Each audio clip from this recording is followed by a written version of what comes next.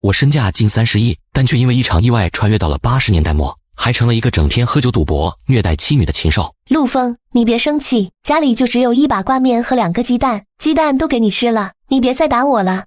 原主真是个畜生啊！看把这对妻女欺负的，有口吃的就不错了，我怎么会打你呢？多多，这个给你，小燕，这个给你。他今天怎么这么反常？难不成又想跟我要钱？家里真没钱了，我也不能预支工资，再这样下去，我跟多多真的会饿死的。这日子可怎么过呀？妈妈不哭。你别哭，我没说要钱，我是想着我现在没干活，但你每天都上班，多多又在长身体，所以才把鸡蛋给你俩吃。什么？你不要钱？这个人转性了不成？当然，我要钱我会自己赚的。江小燕一脸的难以置信，但陆枫却是将碗里的面条一扫而空。就在江小燕准备起身洗碗时，他连忙站起：“我来吧，白吃饭已经很不好意思了。”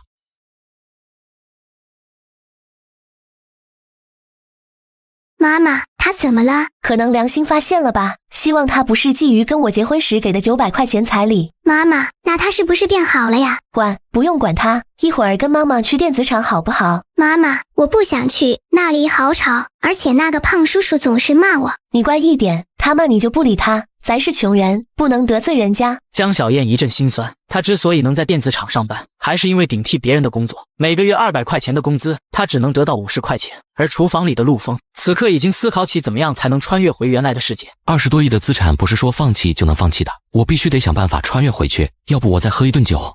不行，现在的家里压根没钱买酒。就在他苦思冥想之时，忽然听到了江小燕和多多的对话。他转身走出厨房：“小燕，你去上班吧，孩子我帮你带。”陆枫，你不用假惺惺的，我已经跟你说了，家里已经没有钱了。等等，你不会是想把多多卖了吧？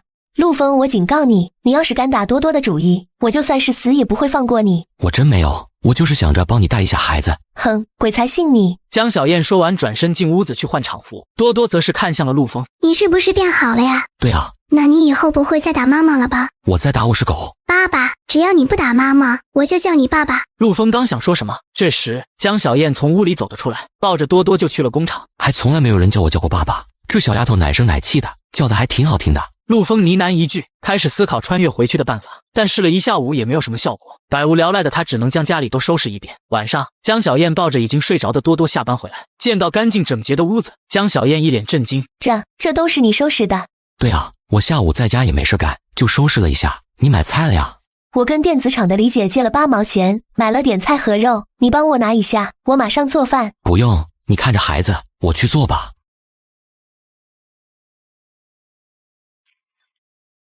这是真的吗？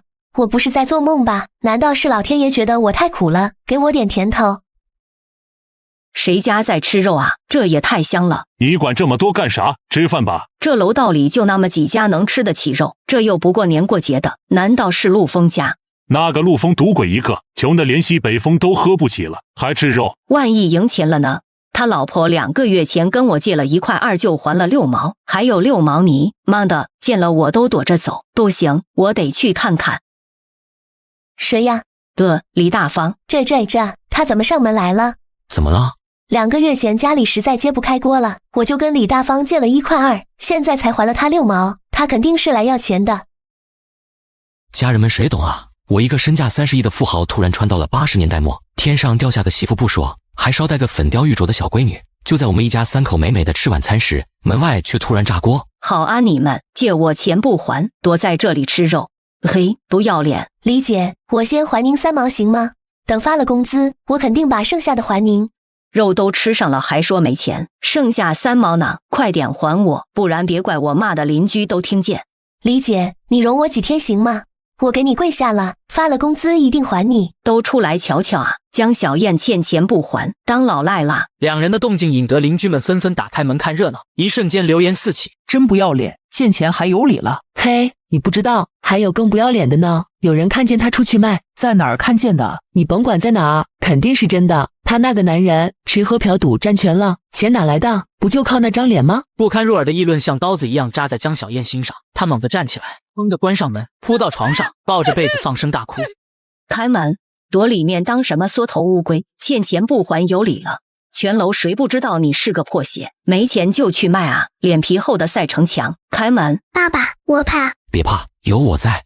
原来你在家啊，在家也得还钱。欠你6毛是吧？钱我有，把刚才那3毛先还我。给你，还我6毛。你刚才在外面骂什么？骂他是个破鞋，怎么了？你敢打我？打你怎么了？告诉你，1个月后钱1分不少还你。这一巴掌是治你嘴贱的，不服明天我把兄弟们都叫来，咱好好玩玩。李大方的男人吓得一哆嗦，赶紧从人群中走出来，拉着李大方离开了。看热闹的人也嘀嘀咕咕散了。陆枫这才拉着妻女回到了屋中。没事了，睡吧。你过几天找个班上吧，日子总会好起来的。求你别再跟你那帮哥们混了，行吗？睡吧。几天后，陆枫喝着江小燕出门前给他留的粥，正考虑怎么起步呢，门外就响起了一阵敲门声。峰哥在家吗？几天没见你人影了。建国啊，你不来找我，我还打算去找你们呢。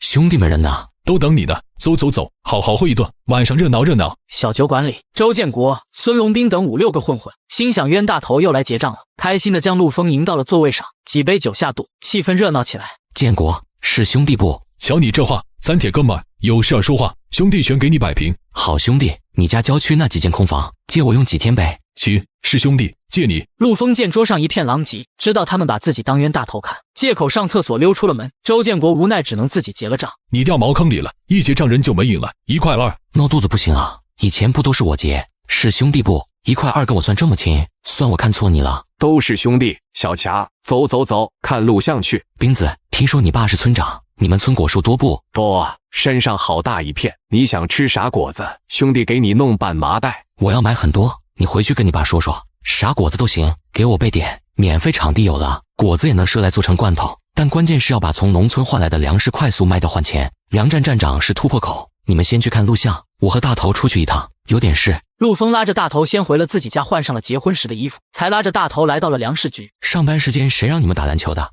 像什么话？把你们领导叫来。领导在2楼。注意点影响。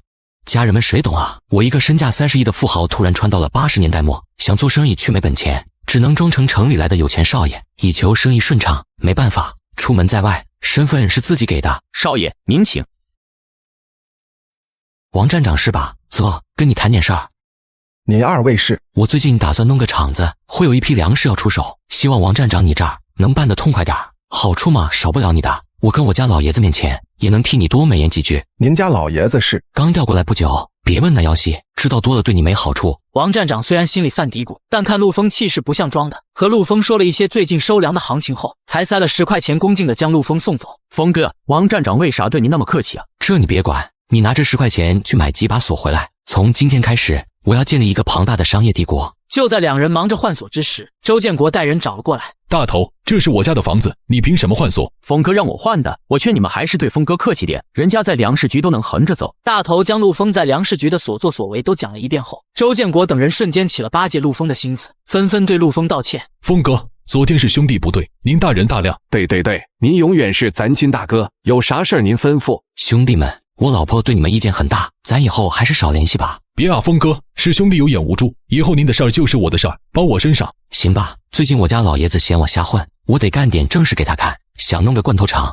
缺条半自动封装机。我知道哪儿有救的，带您看去。一行人去看机器，陆枫用大人物儿子的身份，加上周建国帮腔，成功让机主刘叔同意免费借用机器。峰哥，罐头厂要水果吧？放心，我们村果子管够，我让我爸按市场价给您留着。好兄弟。傍晚，几人将机器拉到了出租屋，陆枫正规划生意的进程。粮站王站长找了上门。陆少，这点小意思您收下，以后您有什么需要的尽管吩咐。你这是什么钱啊？今天开会我生了一点，没别的意思，就是想给老爷子买点补品。那今天就这样吧，都先回去吧。陆少，我开车了，刚好坐我的车。王站长开车将陆枫送回家里，引起了众邻居的围观。这是谁家的？开个小车，肯定是李大方表弟李毅的，听说人家关系大得很。就是李毅可有本事了，陆枫算个屁，有好戏看了。陆红，你个王八羔子，敢打老娘，今天让你吃不了兜着走。你就是陆枫，打我解释吧，说吧，想怎么解决？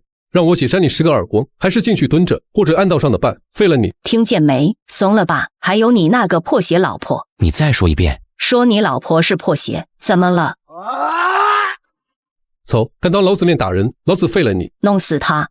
住手！动他一下试试，我让你吃不了兜着走。王站长，您怎么在这？他跟您不该问的别问，赶紧道歉。陆少，对不住，我姐没文化，您大人大量，千万别往心里去。围观邻居全傻眼了，李大方更是目瞪口呆。陆丰懒得搭理，送别了王站长，转身回了自己家。没想到站在一旁看热闹的何寡妇却跟了上来。陆丰，等等姐找你聊点事儿。说吧，什么事儿？小燕那么忙，肯定没空给你做饭，跟姐回家吧，姐给你做好吃的。何姐，你也守寡有2-3年了吧？找个伴好好过日子吧。生活应该是共同奋斗的，不是见谁得势就朝着谁靠过去。势利的人最终什么都得不到。说我是李艳，呵，我还就不信了，还有男人不想开荤。我必须在谎言戳破前站稳脚跟，赚到第一桶金。罐头成本9分8厘，农村卖3毛，用粮换，粮占差价算下来，利润率345%，包量。现在就差罐头瓶了。我早上又看见你那帮兄弟堵门，陆丰，我不求你大富大贵，就求你踏实点，找个班上，欠债我能还。我就是弄了个小厂子，明天就开工，以后日子会好的。次日上午，陆丰迷迷糊糊听到一阵急切的敲门声。陆丰，快帮帮我，家里水管爆了，发大水了。陆丰刚开门还没来得及拒绝，就被何艳丽一把拉走。开关在这，换个水龙头就行。我走了。姐一个人好几年了，水管破了，自己都处理不了，终究是要找个男人依靠的。我知道你跟江小燕有名无实，你听我墙根儿。这村里谁不知道这事？姐姐什么都不要，只是想要一个肩膀依靠而已。水势挺大，你先收拾干净吧。陆丰没时间浪费在何艳丽身上，对他来说，最重要的是罐头瓶。想到这里，他带上提前打印好的资料，带着大头，匆匆忙忙来到了罐头厂。大头，等下要叫我陆总。还有，我这些资料很重要，你千万不要动。放心吧，峰哥。你好，我是佳美罐头有限公司的负责人，我叫陆丰。你们俩要订罐头瓶是吧？要多少量？暂时几千个吧，后期量会非常大。以后的事以后再谈，几千个的话3分1个，货款不能越结。那算了，找别家吧。大头，去把车开过来。陆丰带着大头起身要走，却故意把文件夹忘在桌上。赵不环拿起翻看，居然看到了港资大集团的市场调研和陆丰同嘉诚的合影，惊得他急忙追了上去。陆总，你文件夹忘记带了，我给你送过来了。价格的事，我觉得咱还可以再谈谈。没那个必要了，你的出价跟我的心理价位差距挺远，主要是供货商价格我做不了主，懂吗？没事儿，你的价格是多少？1分钱，而且得月结。没问题，月结就月结，现在签合同。那就多谢赵总厚爱了，到时候我去总公司开会，肯定多替一下你们公司。半个小时后，陆丰和大头到了人才市场，刚喊出自己找人，1个月30的消息，对面就有人出价50。峰哥，人家出50，人都跑到那边去了。慌啥？工资下月才发，咱们也能出50。陆丰用下月发50元招到几个工人后，一个叫周豪的批发商凑了过来。陆老板，听说你开罐头厂，谁给你出货？正缺渠道，你有路子。我有一帮兄弟专跑小卖部供销社和村里，出货啥价？这样，我给你个地址，你明天来了，我们详细谈。陆丰把地址告诉周豪，让工人明天早上准时报到，又让大头去找孙龙斌明天送点水果来，才转身回了家中。次日一早便赶来了出租屋中。大家先把机器擦一擦，给灶台生火，男人负责煮罐头，女人负责机器封装，好好干。下个月的今天给大家发工资，干得好的有奖励。知道了。中午，第一锅罐头熬了出来，周豪也按照约定到了工厂。陆老板，我来拉货了。我知道，咱出去谈。我们罐头主要是农村市场，你卖罐头的时候让村里人拿粮食来换。可是粮食不好出手啊，积压的太厉害。这个你不用管，罐头你拉走，去村子里给我换粮，然后把粮食给我，我来处理。你卖出去1瓶，我给你2分钱。陆老板，这可是你说的，我有10几个兄弟呢，确定卖1瓶抽2分钱吗？没错。周豪虽然有些不敢相信，但还是答应了。陆丰看着忙碌的众人，心里想着市场需求量大，自己距离暴富应该是不远了。下午，罐头生产出了4000多瓶，周豪压了100块钱押金后，装上罐头到了村里。各种罐头，陈粮烂谷都能换，3年以上的粮要不？5年的稻谷收不收？要，只要没烂就要。短短10几分钟，全村人都围了过来，车子被挤得水泄不通。周豪看着这火爆场景，激动得不行，感觉自己马上要发财了。等工人下班后，陆丰查看账本，发现周豪收了100块押金。对账时，他随口问起了大头的学历。我学习很好的，初中毕业都考上高中了，就是家里不让念。你们都觉得我傻，其实我是老实，不是傻。我没觉得你傻，账本这些你都管得很好，不过出货、押金、粮食进出这些你都要记清，会吗？简单，我能做。我相信你，早点回家吧，明天再弄。关了门，陆枫走在回家的路上，钢铁厂老光棍吴仁义带着儿子吴宏宇拦住了他，语气不善：“你也是有家的人，离和艳丽远点。”我干啥了？早上有人看见你俩在床上滚来滚去，修水管而已，爱信不信。陆枫害怕妻子会误会，回到家中急忙向江小燕解释早上的事。今天早上何艳丽水管爆了，让我去修，你别听外面瞎说。你以前被我现场抓的还少吗？我不在乎，也管不了你。真的是修水管，你这么漂亮，我哪能看得上她？行了，我明天休假1天。电子厂的主任叫我们几个聚餐，好像去什么大饭店，估计不便宜。没事，咱们也不比他们家差什么，你干脆把工作辞了吧，我明天带你们去下馆子。江小燕虽然担心，但是看女儿高兴的样子，还是答应了下来。次日一早，陆枫赶到作坊，被眼前的景象吓了一跳。陆老板，供货吗？能不能给我拉2车？我是面包车，拉不多的。陆老板，我先来的。怎么这么多人？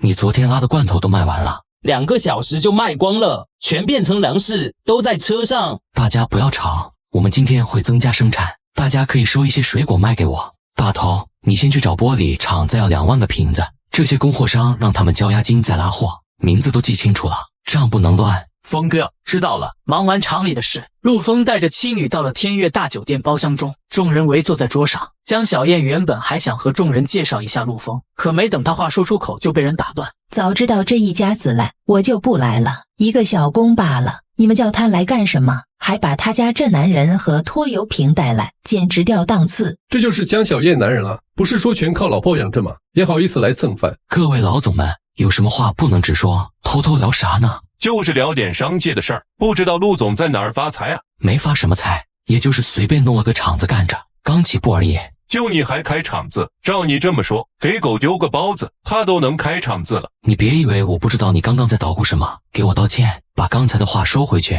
你是个什么东西，敢用手指着老子？你有资格跟我坐一块吗？穷鬼！对不起啊，他喝了点酒，大家别跟他一般见识。我没喝酒，怎么了？穷就得让你在这冷嘲热讽。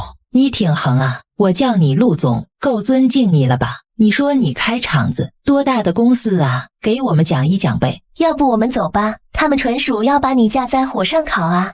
我一个30亿身家的总裁，难得抽空陪老婆吃顿饭，却被人当成了穷鬼，当众羞辱。陆总说话呀，你开多大的公司，给我们讲一讲呗。既然你们想听，那我就跟你们聊聊商业上的事儿，前提是你们得能听得懂。你还挺会唬人，说吧，就说未来几年什么产业会崛起。看产业不能只盯着眼前，得把国内国外的需求都算上。衣食住行这类产业虽然有市场，但技术门槛低，利润薄，竞争大。真想做大，必须搞技术升级，一旦形成技术壁垒，市场就成了几家的天下，到时候定价权在谁手里，谁就能通吃。说的天花乱坠，定价高了谁买啊？那你现在有多少钱？对呀，陆总说了这么多，你现在身价几千万了？没有几千万，要不然你们不配跟我坐在一块。说到底不过是个蹭饭的，装什么装？等一会儿赵总来了，你跟他好好聊聊。刚才还冷嘲热讽的众人，一见到赵总，立马满脸堆笑的起身打招呼。赵总好。你是？她是我老婆。赵总别搭理他们，就是来混关系的货色。闭嘴，都是商界的事情，你懂什么？众人并不知道赵补环和陆枫之间的关系，见两人相谈甚欢后，便不敢再嘲讽陆枫。聊了几句，陆枫借口要走，将妻女送回了家，自己也来到了罐头工坊。什么情况啊？峰哥，你可算来了，大家都想要拉货，可现在生产跟不上了。是啊，陆总，你这工人都开始磨洋工了，我今天那一车货怎么啦？我要连他们也治不了，就别开厂子了。陆枫心里清楚，要解决问题，得从根上想办法。他二话不说，直接杀到了人才市场。罐头厂招工，2班倒，男工70块，女工50块。那人谁啊？听说是刚开的罐头厂老板，最近很火。你好，我是万源食品加工厂的老板，姓任。我是做罐头的，叫陆枫。陆总的生意是真不差。任总，咱俩走的是不同路子，井水不犯河水。这边刚和竞争对手打过照面，陆枫就带着新招的工人回到了厂里。大家停一下，之前说过干得好的会有奖励，今天就给大家涨工资。煮罐头、搬货的每个月25块，封装工每个月20块，2班倒。当然了，我发那么多工资给你们，不是让你们来玩的。谁要是速度跟不上，就趁早滚蛋。陆枫的话让工人们兴奋不已，下班前40分钟，硬生生赶出来办车货。峰哥，今天出了9车，回款4车，这是货款，一共1349块的利润。照这样下去，很快就能发财。正当罐头厂的生意干得热火朝天的时候，家里却突然出了状况。何艳丽不知道安的什么心思，跑到江小燕家里，添油加醋的说了一堆坏话。等陆枫回到家，就看见江小燕坐在桌前偷偷抹眼泪。怎么了？何艳丽跟我说你俩的事儿了。陆枫一听，顿时火冒三丈，脸色瞬间就阴沉了下来。他二话不说，直接就冲到何艳丽家门口。谁踹老娘的门？不想活了？别以为我不知道你干了什么，我告诉你，你在跟我老婆说那些有的没的，小心我抽你！你不要信外面的鬼话，只需要听我的，知道吗？我不会骗你。解决完家里的事儿，陆枫又马不停蹄地回到了罐头厂。刚到厂里，大头就兴奋地跑了过来，带来了一个好消息。峰哥，一晚上出货14车，纯利润4000多块，继续扩大生产。任千博，你等着，我不会怕你。任千博几句试探，让陆枫嗅到了危机。短短几天，任千博就把陆枫的销售模式摸了个透。峰哥，今天那几个年轻人一直打听发货价和抽成，周豪最近也不来拉货了，光给别人牵线抽成，好多进货的人都有意见。随他去，今晚你替我盯业，别太累。对了，周建国他们又来找过，上午又来了，天天催着要回报。不用管，翻不了天。安排好事情，陆枫直接带着保险柜中的15万回到了家中。你不是夜班吗？怎么回来了？你过来，给你看样东西。什么啊？装神弄鬼的？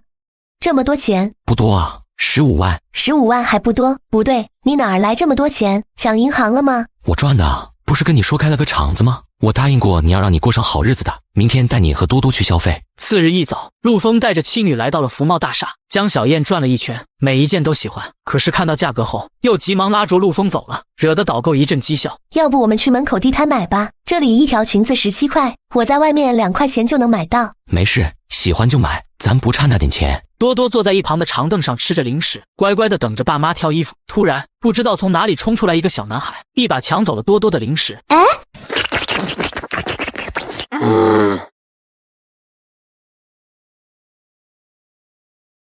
乖，咱不捡，妈妈等会儿给你买新的。哪来的乡巴佬，敢推我儿子？快让你这个小杂种跪下给我儿子道歉！明明是你儿子不对，应该你们道歉。让我道歉，你们也配？就在众人僵持不下之时，男孩突然爬了起来，朝着多多脸上吐了一口口水。陆枫见状再也忍不下去了，一巴掌扇向女人，又一脚踹开男孩。孩子他爸，你死哪儿去了？快来看看啊，你老婆孩子都被人欺负了。妈的，哪个不长眼的感动我老婆，不想活了？是我。陆老板怎么是您？对不起，对不起，我老婆这人没轻没重的，您多担待。什么狗屁老板，他打我还打孩子，我要你有什么用？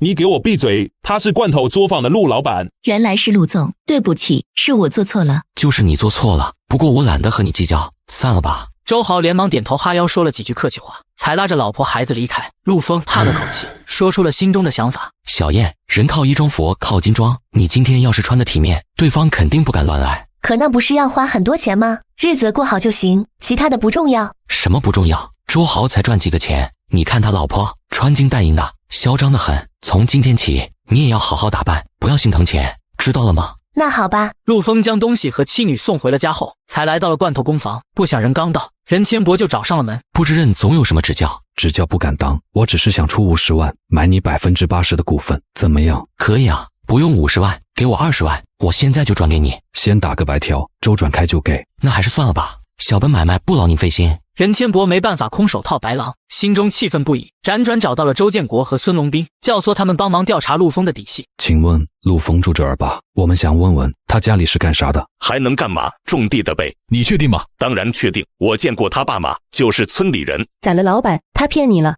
想多了解了解他。这样吧，我做东，咱找个地方慢慢聊，美女一起去吧。好啊。到了饭店没多久，两人就将陆枫的底细说了个精光。妈的，敢把我当猴傻，老子现在就去找他。别冲动，现在的陆枫有钱，你打断他腿，信不信明天他就能找人废了你？任总，您可得给我们出头啊，这人太奸诈了。放心，我就爱打抱不平，看见你们就像看见我年轻时候，以后你们就是我兄弟。我看您就亲切，跟异父异母的亲大哥似的。我也是，我也是。周建国刚被陆枫坑完，又一头扎进了任千博的兄弟局。任千博在得知陆枫并不是什么大人物后，第一时间就找到了粮食站的王站长，想让他为难陆枫，以切断陆枫的资金链。王站长，你看这些资料，陆枫这小子太挑了，你在粮站这边卡他一下，积压几天，他资金链肯定断。小任啊，你说陆丰卖粮都是合法合规的，我没必要为难他。况且粮站现在在革新，不差他这一点。任千博碰了一鼻子灰，回到万源厂办公室后，听着周建国、孙龙斌、吴宏宇的吹捧，心中有了一个念头：陆丰用的是你家的房子吧？他这么坑你，你还给他用？我现在就去赶他走！妈的，欺人太甚！陆丰，我限你明天早上搬出去，不然别怪我不客气。这是我家的房子。你怎么跟兄弟说话？当初说好免费用的。滚一边去！什么狗屁兄弟？是任千博让你们来的吧？我不搬，口头协议也算数。有种告我去，有什么其他招尽管来。行，你等着。我花5万块买你一条腿，你觉得值不值？周建国被吓出一身冷汗，放了句狠话就走了。与此同时，陆丰的作坊货物堆积成山。老板，囤这么多货，怕卖不出去，让夜班工人休息吧。继续生产，水果放坏了更亏。大头，明天抽成改成4分，今晚就放出风。晚上下班后，陆丰刚准备回家，任千博就找上了门。陆老板回家啊？今天你这利润够成本吗？年轻人要懂得知足。您这么大的老板，跟我这小老板抢饭，到底谁不知足？我的钱能砸死你，你敢给4分，我就敢给5分。您随意，我先走了。不要以卵击石，会把赚的都赔进去。陆丰懒得理他，直接回到了家中。陆丰，何艳丽买了跟我一样的衣服到处晃，听说傍上大老板了。吴宏宇也到处说咱家厂子要倒闭。这些邻居真够恶心的，实在不行我们就换地方住。次日一早，陆丰来到了作坊，作坊门口因4分抽成又排起了长队。峰哥，昨天存货全拉走了。昨天有人拿棍棒砸我家门，你家没事吧？最近多事之秋，你小心点。我没事。对了，峰哥，之前那几家小作坊都关门了，听说粮站不收他们的粮，就剩咱和万源。我怀疑是任千博那边搞的鬼。没事，明天将抽成改成5分，哪怕利润再薄也要跟他耗。另一边，任千博即便是被陆丰分走了大半的市场份额后，净利润还有4000多。想到如此大的利润，他决定还是得给陆丰一个下马威。陆老板气色不错啊，看来昨晚休息挺好。必须好啊，睡得可香了，就怕有人心怀鬼胎，睡不好。你想跟我玩是吧？那就陪你玩玩，老子动真格的，就怕你呛不住。你威胁我？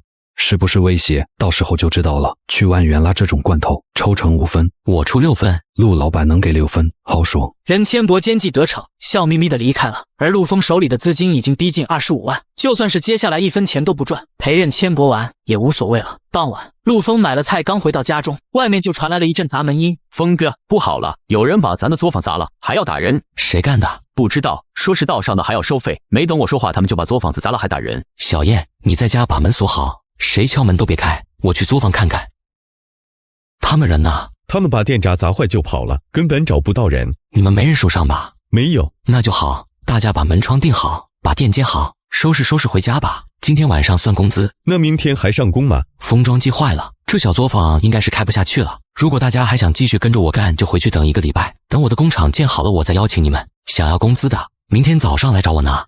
陆丰的罐头事业引得同行嫉妒万分，趁他不注意的时候，居然带着混混砸了他的作坊。无奈他只能宣布暂时停工。韩东，你知不知道这边哪个混子名气大一点？峰哥，你要干啥？今天他们敢砸我的摊儿，明天我弄个工厂还会有人来砸。想做生意就要先把这些宵小之徒震慑住，以后想动我的厂子都得给我掂量掂量。峰哥，我知道有个叫疯狗的，在大富翁看场子，谁都得给他面子。行，带我去见见。老板，来跳舞吗？我找疯狗。你谁呀？找我狗哥干嘛？我是他哥，快点带我去找人，我今天心情不好，别逼我发火。舞女带着陆丰3人上到了2楼，房间里除了疯狗还有3个人，看到陆丰来了，满脸不屑。就你他妈是我哥啊！别墨迹，这些够不够当你哥？够不够？够不够？陆丰每说一句话就往桌上砸1叠钱，最后直接扔出去了2000块钱。疯狗和其他人的态度骤然变了。哥，这么称呼啊？老弟怠慢了，别见怪啊。我叫陆丰，跟你打听个事儿，今天这一片谁去砸人厂子了？高哥，我听说四侯干了一票，砸个罐头厂，对方7、8个人，在旧区混，最近刚混出点名堂。老弟，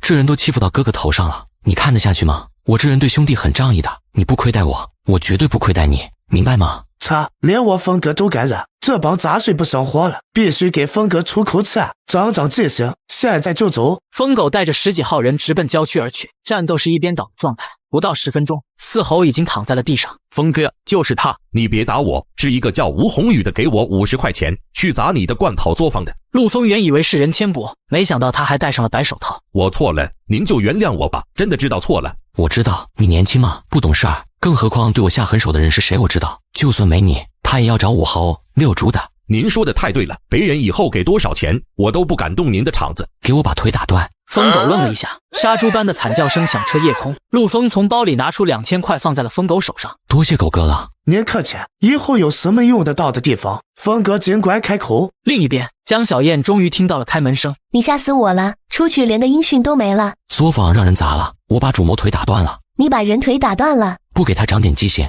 以后就没完没了。我打算正式弄个场子。孩子他爸，要不咱不干了，行吗？我们已经赚了别人一辈子赚不到的钱。还有人嫌钱多的，放心好了，我能摆平这一切。次日，陆枫一大早来到了作坊，收到了任千博派人来请他吃饭的消息。去了之后才发现何寡妇和吴红宇也在场。陆老板事儿多，来晚了也不怪。哎呦喂，这不是何寡妇吗？你这克夫命也敢天天跑出来溜达？谁克夫了？吴红宇，你不是一直对何艳丽有意思吗？任总，多小心下人勾搭夫人的戏码。这都是小事，那劳烦陆总操心。我来就是想让陆总跟我庆祝一下，我们万源越来越火。你乐呵什么？是不是觉得你赢了？难道不是吗？我告诉你个秘密，我打算弄个正儿八经的厂子，做儿童食品。就你？是的，就我。咱们拭目以待。哦，对了，吴红宇，最近要小心你的腿哦。陆枫放下狠话，离开酒店后直接带着韩东大头去了糖厂。梁科长，咱们这是按年租还是按月租？这么大个地方当然是按年租了。你们准备做什么生意？做食品加工，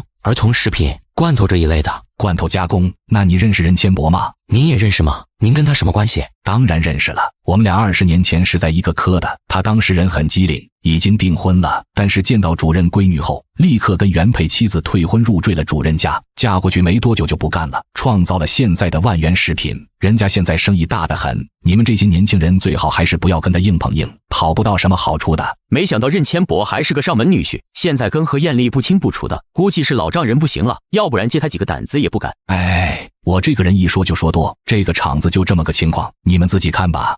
告别梁科长后，陆枫为以后的工厂定下了发展方针。以后任千博卖什么，我们就生产什么。至于现在，是时候给任千博一个教训了。这位女士，我好像见过你。任千博跟你什么关系啊？那是我男人，你跟他是朋友吗？算是吧。算了，为了你们家庭和睦，他出轨的事儿我就不说了。他又勾搭哪个狐狸精了？那个不要脸的东西，难不成是跟你老婆？他找了个寡妇，25、6，年轻的很，跟我一个村的。人家有的是钱，我爸也退下来好些年，我就算有心也管不了那么多。你是陆枫吧？看来任老板没少说我。他没提起过你，不过你在咱这边商界挺有名的，我们这帮女人还讨论过你的作坊能不能扛下来。没想到我现在你们这些富婆里火起来了，以后若是有融资的需求，还得仰仗张姐。俩人一来一往，一个叫老弟，一个叫老姐，给人一种姐弟久别重逢的错觉。可是当张雅丽告别时，脸色瞬间难看了起来。陆枫见状，心中也有些感慨，刚准备低头吃饭，就听到旁边那一桌的聊天话语传了过来。这边市场小得很，还不如不来。让你们来就来，哪儿那么多废话？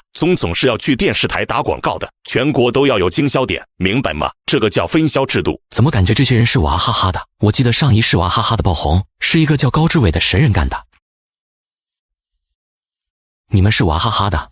对你还知道娃哈哈？我去过浙江，喝过。你们这几个人有没有一个叫高志伟的？我是高志伟，好像不认识你吧？陆枫知道，现在的娃哈哈是大企业，这种企业的发展前景非常好，人家不可能为了自己一个没建立起来的小厂子而离职，除了骗，他想不出第二种办法。今年回国时，我爹地跟你们老板通过一个电话，不要看我爹地是华侨，对国内的新起之秀照顾得很，你的老板很看好你。宗总这个人很不错的，不过嘛，他更看好另外一个人，只是觉得你还不错。我觉得你发展不太大，不过不要气馁。不知道您家里是做什么的？我爸在华尔街跟人合伙弄了个公司，卖理财产品和保险的。他是61年的时候去的国外，这么多年没回过家，就让我来回老家看看。闲着也是闲着，我就考察了个食品项目。不过我在国内没什么人脉，如果高先生你有合适的人可以介绍给我，工资待遇什么的都不成问题。您贵姓？我若是有合适的人选，不知道怎么联系您。免贵姓陆，杰森陆。我刚回国，国外的名片不能用了，5天后吧，我去酒店找你。回见。峰哥，你说那些干啥？跟咱也没关系啊。就是啊，本来是来找任千博老婆的，事儿办完了，怎么又跟人家说那些？要不是我知道你底细，真就信了你的邪。那个高志伟是个人才，我想招揽进来。你怎么知道他是个人才？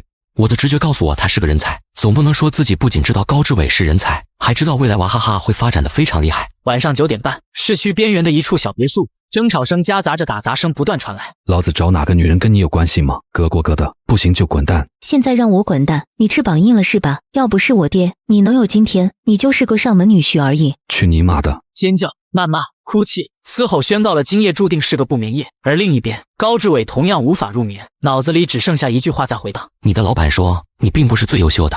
次日清晨，陆枫吃过早饭后，带着大头韩东一同前往国资处办理手续。拿到钥匙后，三人径直赶往厂房。今年先把厂里的人扩展到700多，明年就把工厂开到南方去，让咱们的各类食品铺满大小卖铺、供销社和超市。老板，我觉得咱还是踏实点好。现在最要紧的是，这满院子的草该怎么除啊？招员工。对了，流水线联系的怎么样了？我们给一些企业打了电话询价，全套弄下来要19万多，还要先打款。这时，任千博满脸血痕地找了过来。哎呦喂，任老板，您这是陪唐僧取经遇上白骨精了，还是偶遇梅超风了？去你妈的！你他妈是不是下三滥？告我老婆！有本事你怎么不告诉我家长呢？是你先耍下三滥的。再说了，你当上门女婿就乖一点嘛。我管你妈！老子实话告诉你，你买机器就得20万，这厂子租金2万，你手里有几个钱，也敢跟我抢市场？垃圾！大头，这地方好像挺偏的吧？对，方圆2里地都没人。给我抓住往死了打！你给我等着。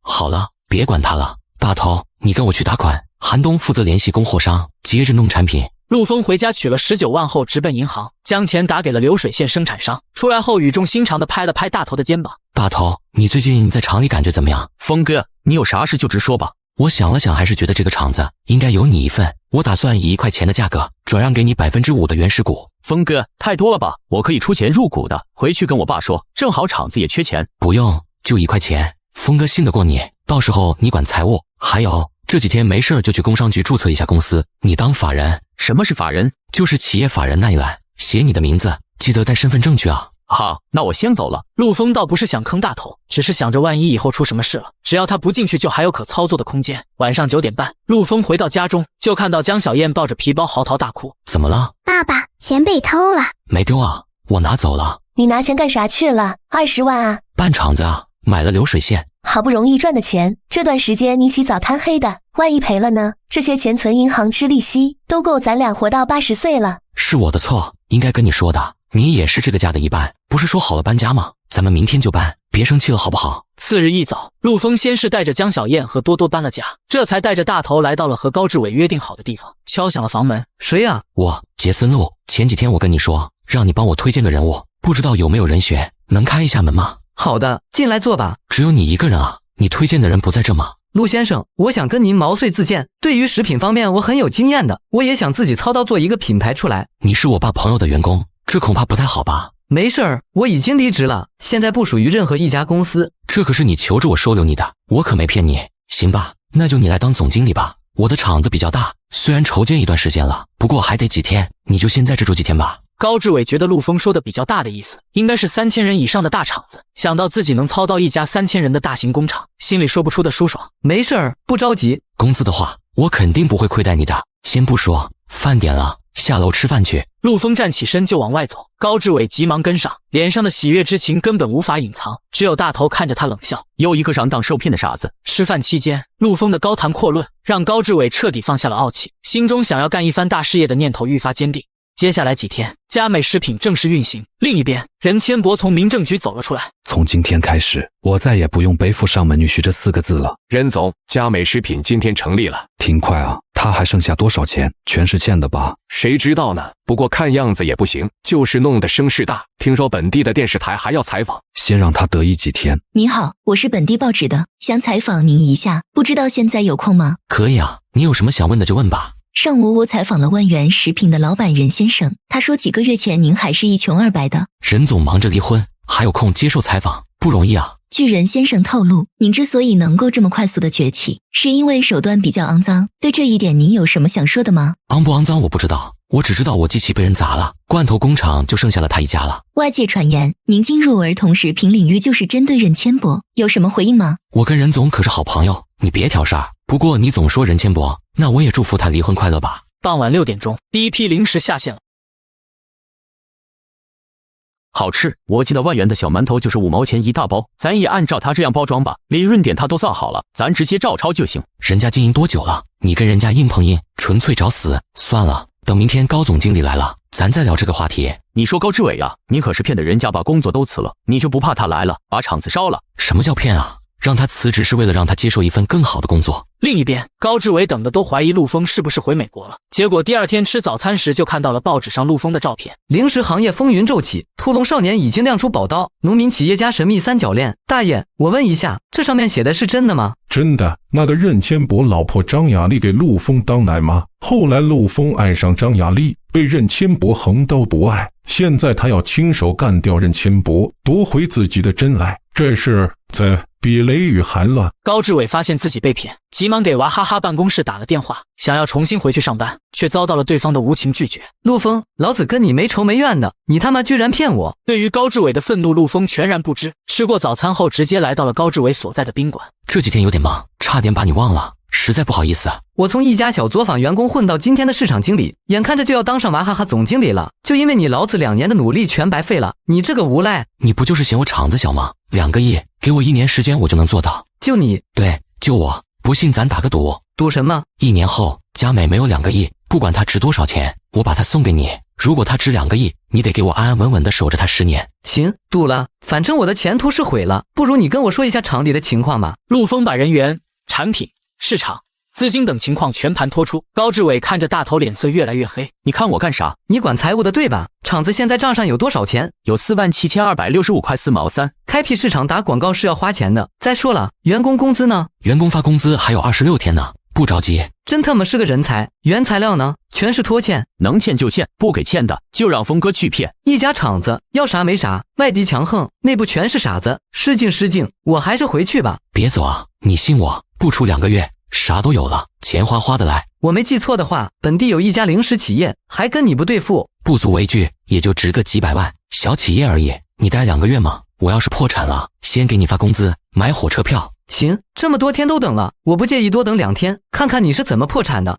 陆丰被采访的报道很快传到了任千博耳中。这些垃圾报纸想写啥写啥。陆丰那厂子怎么样？开始生产了，不过产品依旧没出来。我跟他们几个员工吃了个饭，做的都是咱的产品，感觉没啥竞争力，不用太在乎。狮子博图一用全力，明天开始把市场利润压低，给那些终端销售让利，不要给他进入市场的机会。过几天他自己就死了，亏损点也无所谓。罐头怎么样？挺好的，每天利润在15000左右。不过村子里面的水果没了，这2天就得停下来。用大棚水果的话，成本太高。那就停吧，我休息一会儿。另一边，陆丰将零食包装的事儿交给了高志伟。就这几款零食要做包装吗？对，我们暂时还没想出来办法。你可以从消费者心理方面下功夫，想要走出去，就得差异化竞争，尤其是小卖部这种，孩子年龄在10岁左右，最容易冲动消费。包装要抢眼，鲜艳的颜色能让孩子一眼就看到，增加曝光度。这是你的创意吗？这么精细的策划，我感觉需要很专业的团队。我只是顺手把这套在20-30年后看起来老套的模式拿过来罢了，但我不能告诉你。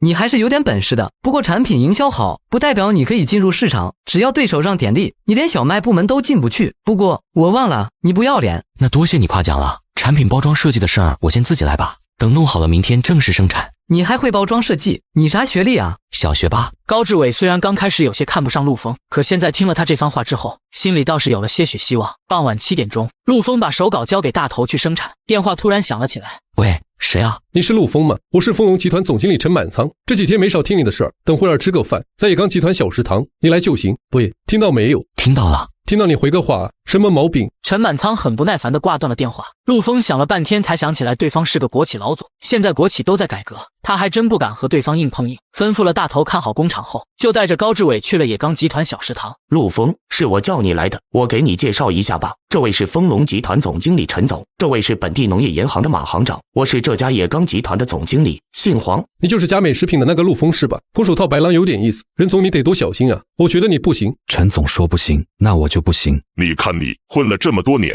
一点志气都没有。陆丰，你的情况我知道，那厂子就1个月时间，1个月后你冲不出去，你就废了。是啊，任总，你扛1个月就行，可别让这个黄毛小子给你玩坏了。如果那样，我不是白活了吗？对付佳美食品根本用不了1个月。任总这话太自信了吧？我只要把利润降低，亏损一些钱，1个月后，你的员工工资、供货商都来要钱，你咋办？你还指望一个20来岁的毛孩子说出什么厉害决策？也就是狗屎运而已。马行长，这话不对，他能放低利润，我也能啊。至于怎么做，我不告诉你们。不过明天开始我就要做了。你看我像缺钱的人吗？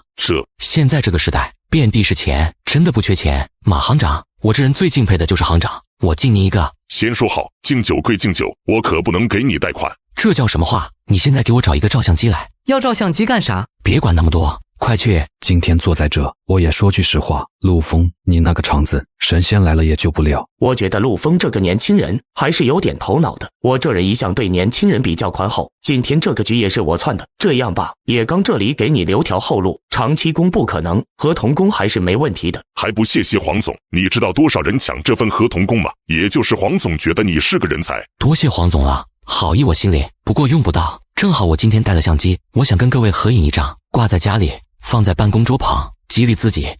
高志伟将陆枫带出来后很是不解，趁着他醉酒，索性问出了心中的疑问：你拍合照是又想骗人吗？我可是正经人，明天开始对万元食品进行打击，该做的都要开始做，10天内要见效果，1个月内占据本地市场30%以上，3个月内吞下万元，朝着全省扩展。还3个月，下个月工资去哪儿找？我现在真想抽你一顿。打可以，打完以后你得好好跟我干，不能再像白天一样有所保留。我有时候觉得你有点本事，有时候又觉得你除了坑蒙拐骗外没啥本事。你说你这种人，我有足够的信心把佳美做起来，然后交给你打理。我到时候要去做别的更高端的产业，建立一个庞大的商业帝国，互联网、实业、零售、金融、娱乐。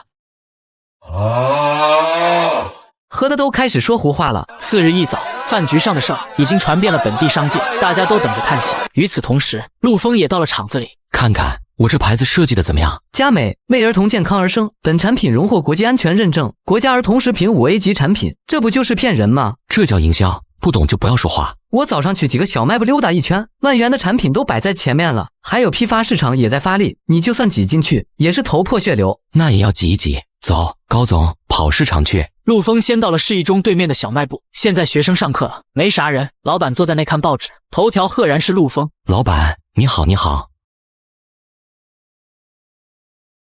你就是报纸上这个人吧？对对对，您可算见到活的了。笨，你个臭不要脸的，玩别人老婆上报纸，你还光荣是不是？滚滚滚，赶紧滚！哈哈哈，你觉得你这样能成功吗？这些零食的综合纯利润是63%，给商家60%的利润，没人会不答应。说白了就是撒钱呗。上午10点，15家小卖部全部摆上了佳美的零食，陆枫则蹲守在一家小学对面暗中观察。你就靠这15家小卖部赚钱？这15家小卖部是用来做实验的。你知道人第一次用青霉素是要做皮试吗？我现在就在做皮试。随着下课铃响起，孩子们冲了出来，瞬间把小卖部挤满了。他们对这家小卖部很熟悉，面对突然出现的佳美零食，有些好奇的孩子就买了2个。小朋友，袋子上面有战斗力表，你的黑熊怪才几百战斗力，根本打不过他的金角大王。你是不是酒没醒呢？蹲在这挑拨来小孩子。我在给他们的欲望加把火，目前看来皮试效果还不错。高志伟虽然听不懂陆枫的话，但接下来那几个孩子的反应让他出乎意料。为了追求更高的战力值，孩子们纷纷购买了零食，两人又将其他小卖部也走了一遭，情况都差不多。我开始佩服你了。佩服我啥？佩服你心黑敢干，居然玩弄孩子们的心理。那个牌子是给家长的定心丸吧，让他们不排斥。当大人以不健康为理由不让孩子买，孩子就可以拿牌子上的字当挡箭牌。就这你就佩服了？我还没开始玩呢。我觉得你随便去哪家公司做营销，给你个副总裁的位置，一点都不亏。要不跟我去南方，我认识不少老总，给你介绍一下。等我横扫四方，我会去南方的。现在跟我去给人总商眼药吧，买小报纸编我的桃色新闻，这招太下贱了。任千博这边除了盯生产，这几天也在盯着陆枫。任总，陆枫那边上货了，不过利润基本都给小卖部了，卖得多，亏得多，成不了气候。不过他们这个东西似乎很不错，要不要跟进一下？可以跟进一下，他只要不解决后续资金问题，什么都没用。产品再好，不过是锦上添花而已。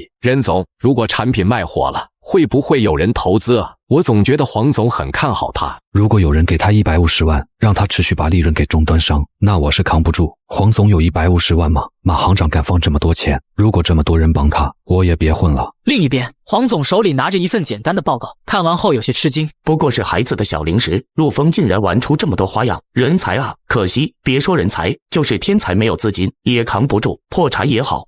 与此同时，说好要去给任千博上眼药的陆枫带着高志伟找到了疯狗。疯狗，你帮我把这张纸上的内容复印1万张，晚上的时候全程张贴，明白吗？收公告啊，狗就不贴。不想贴也可以，就是2000块钱赚不到了。狗不贴我贴，我贴的就是收公告。你找个人把活派下去，最好是把你摘出来，干得利索点。放心吧，峰哥。临走时，陆枫留了1000块定金，说贴完后再给剩下的。有你这样的对手，挺可怕的。可怕？商界是丛林法则，只有活下去和死亡2种选择。那你后续资金怎么办？我自有办法。明天开始分一批人出去，成立业务部，把货放出去，不要收费，只需要签订合同，把老板本人的身份证复印件抵押过来就可以，利润给他们，我们拿个本钱就可以了，知道吗？这还赚啥？干脆关门算了。亏肯定是亏的，做生意嘛，不亏怎么赚？可咱啥时候能赚钱呀？这么大的厂子，每天都要好几百开销，产品卖不出去就不说了，卖出去还亏就说不过去了。你俩不要问太多，听我的就对了。次日一早，疯狗他们贴的小广告就传遍了整座城，报纸也刊登了某儿童食品内含致癌物的事。矛头直指万源食品厂。任总，关于食品安全的事情，你能做个回应吗？张翠芳被打的事儿，您知道吗？就在任千博忙得焦头烂额之时，高志伟直接带着人将佳美的零食铺入了各个铺面。干得不错，我真不知道你乐啥，这么一车出去，咱要赔25块钱，图啥呢？烧钱抢占市场，懂不懂？现在亏掉的钱后面都会哗啦啦的来。我只能看见钱哗啦啦的去，现在厂里只剩下不到3万了。谁啊？我叶刚集团黄有伟。黄总啊，怎么想起给我打电话了？今天看了一天戏，想请你这个演员吃顿饭。可不敢，就是礼尚往来而已。少废话，你小子下手黑着呢，知道你资金紧张，我请客，天悦大酒店，快点来啊，我现在就动身了。这回任千博是真的不留手了，现在就在隔壁包厢吃饭呢。你知道跟谁吗？跟我的供应商。聪门，没招了吧？等你破产了，不如跟我混吧，我还挺喜欢你小子的。什么破产？多带点事儿，不至于。那我也就不多问了，现在本是商界的人，可都等着看热闹呢。你等着，我隔壁坐一会儿，帮你打听打听。告诉你个好消息，你彻底废了，人家要给你现款现货了。你那么高兴干啥？就是想看看你怎么玩。包厢里笑声不断，一直喝到晚上10点半才散。刚出包房，2人就遇上了任千博和供应商左总。老左，就他一天到晚跟我叫板，你说我不得给他颜色看看啊？陆峰，老子告诉你，你废了，彻彻底底的废了。想活不想活就给爷跪下。懒得跟你这醉汉计较。你搞得老子妻离子散，厂子利润下降，老子都给你记着呢。你抢我生意，砸我作坊，各种下三滥手段，我也给你记着呢。左总，你帮他。我肯定帮他，蛋糕挑大的吃，这个道理3岁孩子都懂。行，你也快废了。陆峰，说实话，你这次吹的有点大，笑死我了。左总，他说你快废了，还真是年轻气盛啊！不气盛叫踏马年轻人啊？这么厉害吗？那年轻人，明天见。陆峰回到家中，发现江小燕就坐在沙发上呆呆的等着。大头跟我说厂子里缺钱，快破产了，你到处找人筹钱，跟人吃饭，给人赔笑脸。天，说的我好像3赔似的。我不希望你这么累，我就想咱们小家平平安安的就行，要不把房子退了吧，咱住个平房，有个遮风挡雨的就行。租个房子能花几个钱？你安心当你的富太太，其他的我来想办法。针对佳美的报道，万源那边很快也登报做出了解释，大体意思是万源食品遭到抹黑和攻击，已经报警，保留一切追究权利，剩下就是一顿自吹自擂。这份报纸是万源对我们的进攻，催款单是要追杀我们剩余的现金流，合同吗？签也废，不签也废。我看我们完了，不如卖机器拿钱走人。峰哥，把催款单一解，咱们就只剩几千块了。昨天就知道了，你和韩东新去忙吧，一切照旧，该支出什么钱不要扣，钱的事情我自有办法。黄总给你投钱了？那倒没有，每天能消耗多少货？2000多块吧，剩下那点钱能撑个3、4天的样子。够了，把我那天拍的照片印在宣传单上发出去，告诉人们我跟马行长是铁哥们。现在国家出台1024金融工程，投资珠三角地区，不管投多少钱，5个月回本，剩下10个月每个月返还利润20%，最后给本钱，位置有限，先到先得，听明白了吗？你知道你这么玩会被判多少年吗？别急啊，等咱筹集到300万，第1个月先返还60万，剩下的240万足够我把任千博敲掉，之后我就跟他们说非法集资是犯法的，把钱原数奉还，他们没损失，我们也没犯罪。我算是服了，陆总，以前有什么得罪的地方，您千万别放在心上，从今往后我对您绝对的马首是瞻。行了，挑几个有眼力劲儿的，这种事儿不能说太明白，要不然容易被抓画饼，暗示一下就可以。我明白。高志伟高兴地去执行陆峰的集资大计之时，另一边的任千博也是一脸笑意。我还以为陆峰会拖一拖催债单的事儿，没想到这么容易就结清了。他这下应该是没什么现金流了，早结晚结都一样。他估计也感觉出来，不是您的对手，现在已经绝望了。不行，这小子诡计多端，我得去找他谈谈。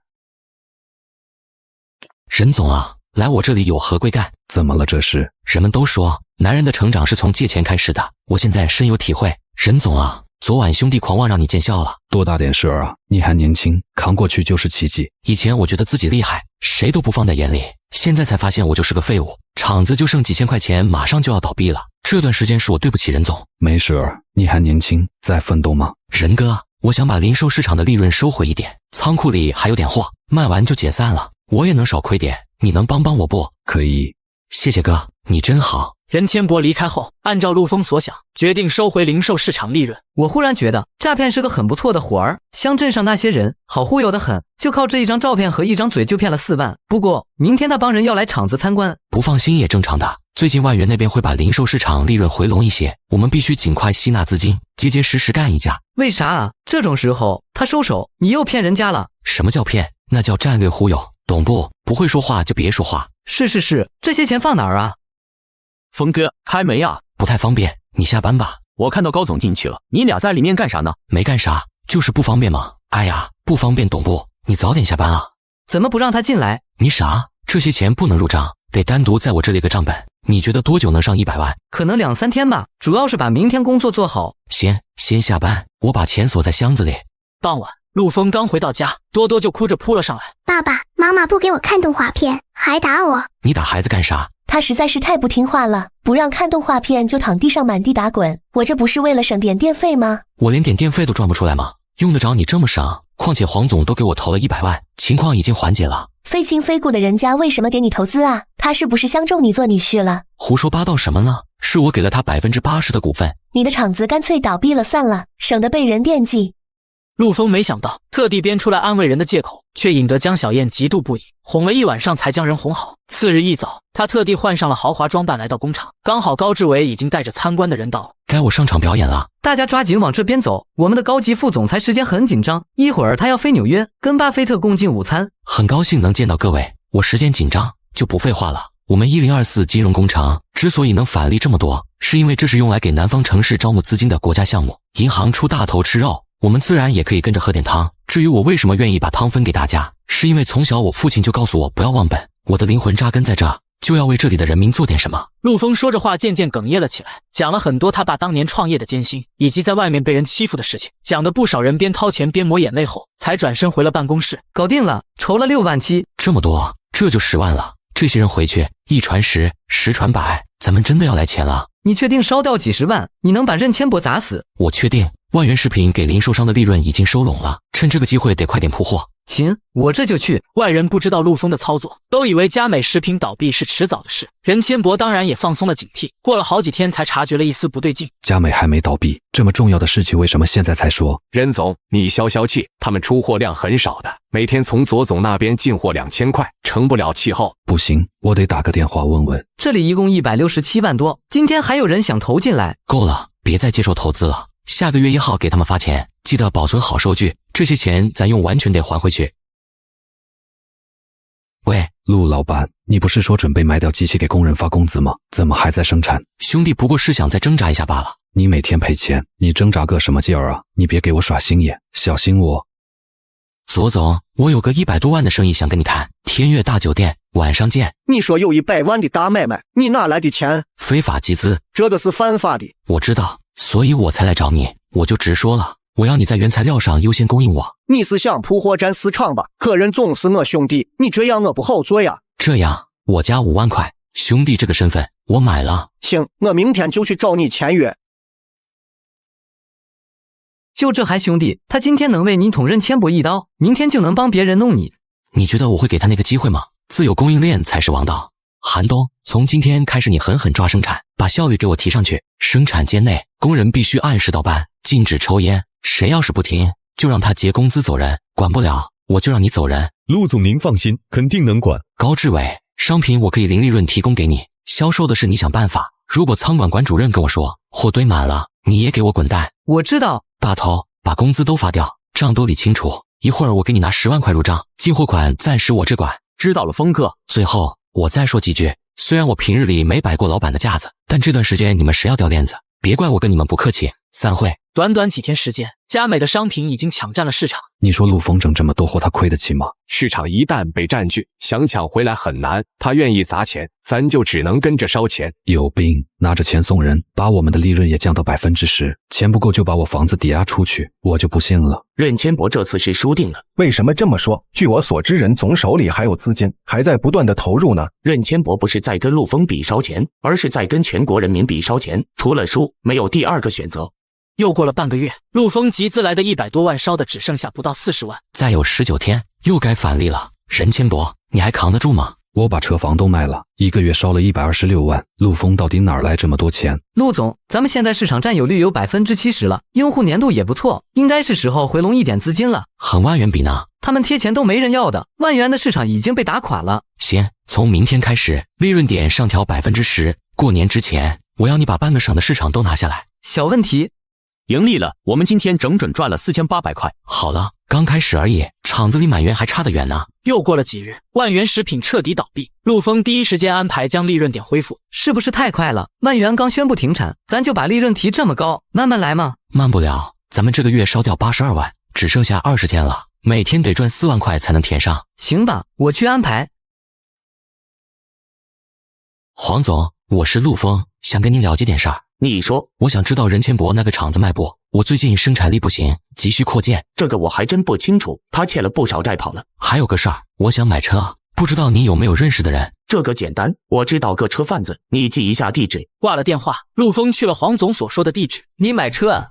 这台桑塔纳多少钱？一口价26万，绝对新车。没问题，去银行转账吧。哥们，你做啥的啊？这么有钱？开厂子的。开厂子，姓陆，还能一次性拿出来这么多钱？你是佳美食品的陆峰？对，我叫姚子旭。这样吧，你给25万，全当交个朋友。刚好我家也是做山楂原材料的。你们这种原材料加工厂多不多？得，不仅是供应你，还给南方供货，算是当地的支柱产业。其中左卫民算是比较大的一个，不过一般人插不进手的，人家有同乡会，不会要外人的。谢谢，那我到时候想了解点什么，打电话给你。没问题。陆峰回到工厂和高志伟讲了原材料加工厂的事。难不成你想自己砸钱办个原材料加工厂？哪能啊，我只是想控股，确定他为我服务，而不是随时掐着我的脖子。别了吧，去别人的地盘动别人的生意，你又没有关系网。人都是慢慢认识的嘛，就这么定了，厂子交给你，有事随时找我。连着准备了好几天，陆峰正式踏上了去往白元市的路。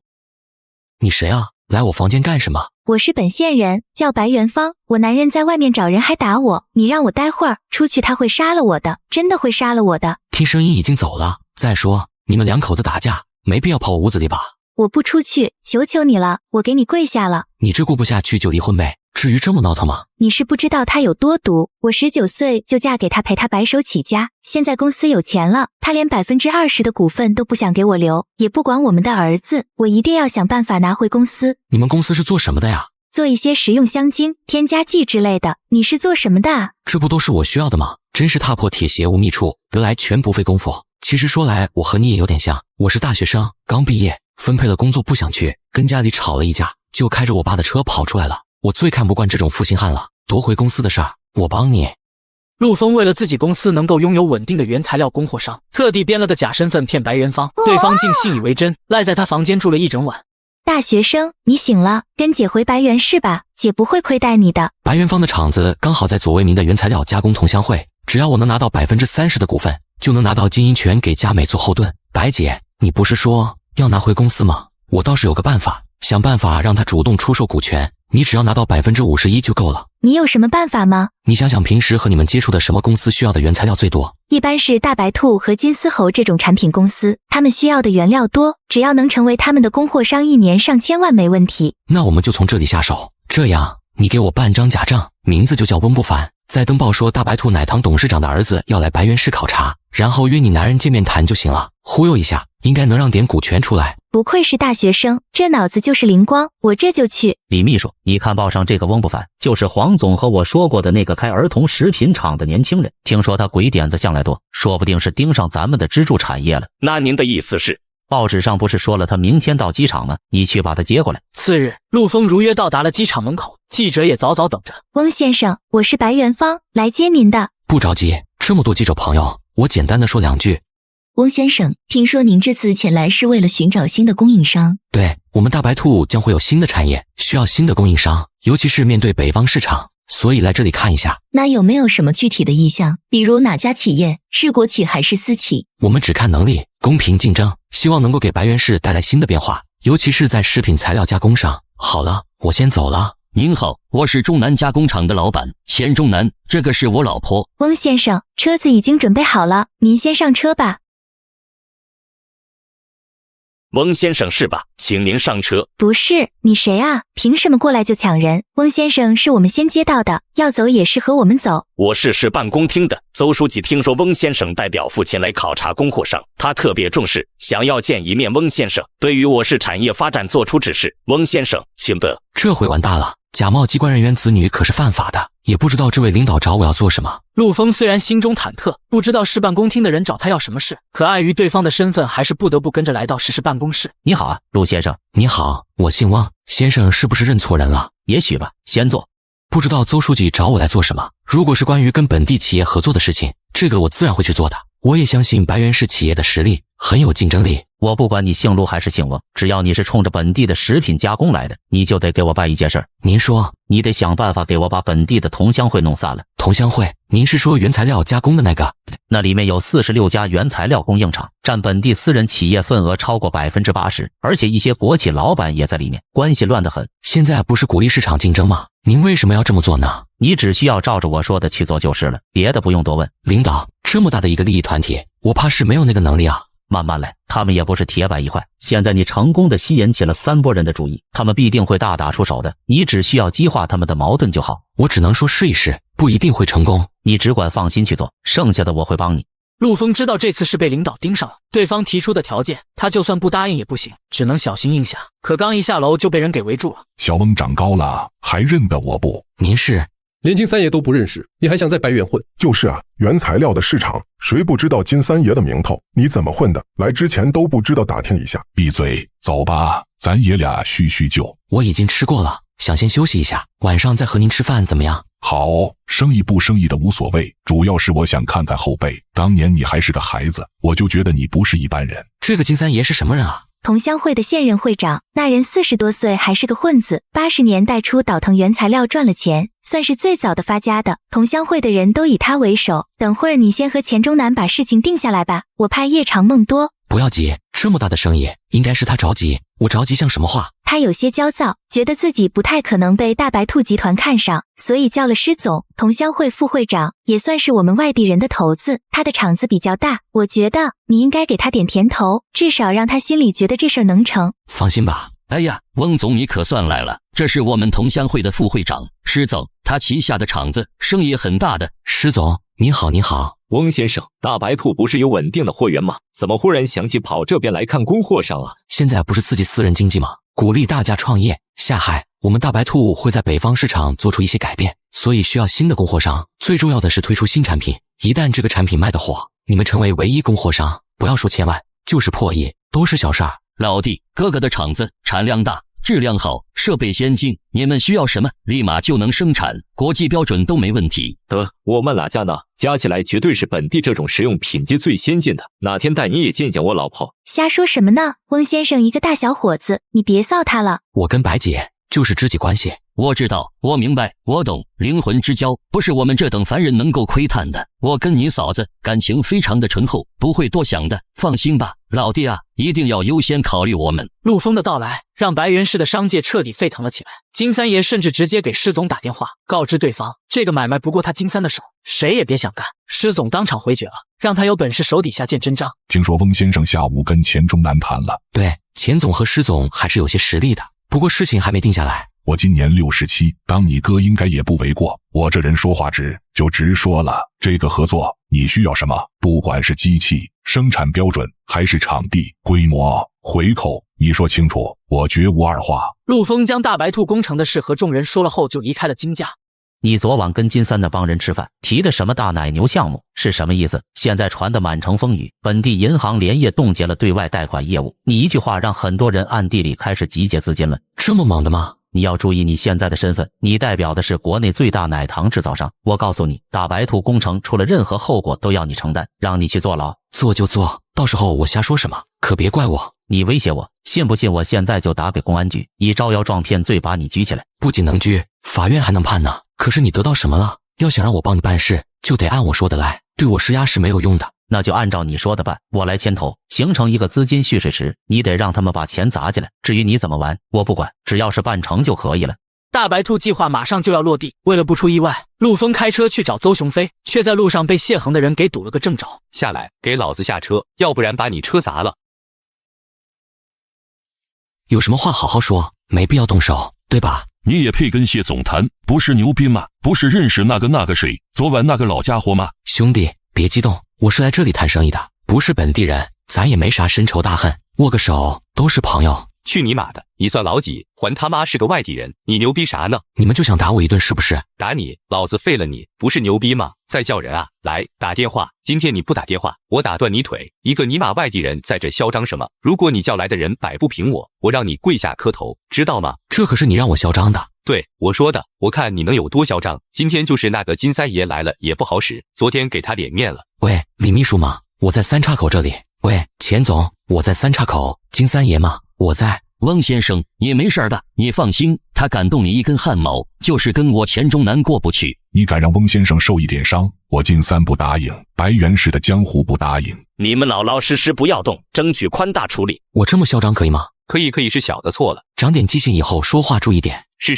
您说的对。解决完这边的闹剧，大奶牛项目股权募集资金会也正式开始了。有人已经知道我的身份了，而且还是同乡会的。说了吗？应该是没有，不过投资结束后，他应该会先把我卖了，赚一波，接着抄底几家企业，合并后扩大他的厂子，不耽误我事儿就行。哪儿拨人的？叫什么？金三爷手底下的，叫左为民。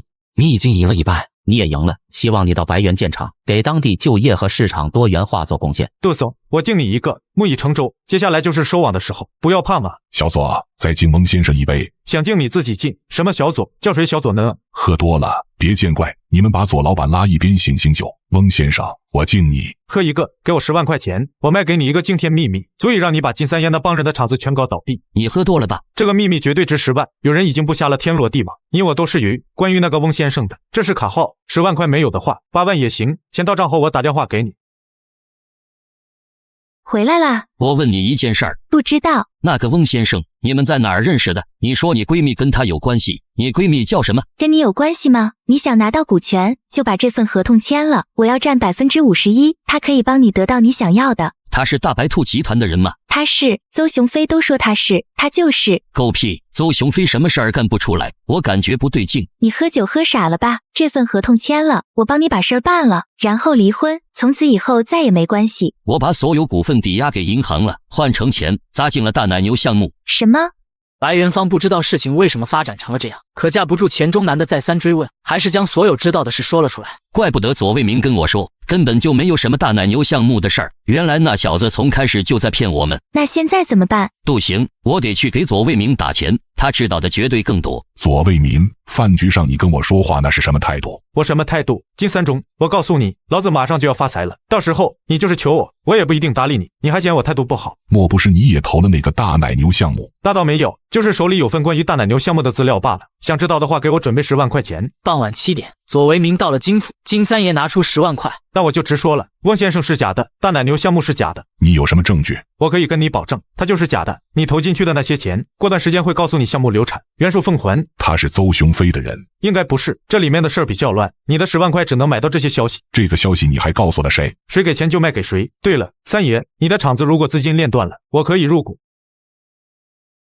二虎，三爷，您找我啊？你给我出去办件事儿。左为民喝了点酒，开车往城里走着呢，给我撞死他！是。马上就要过年了，你回家以后，你爸妈会原谅你吗？我也不知道，走一步看一步吧。那你要不待在我这里吧？跟你在一起这段时间，是我这几年来最快乐的日子，你不会骗我，是吧？怎么突然问这个？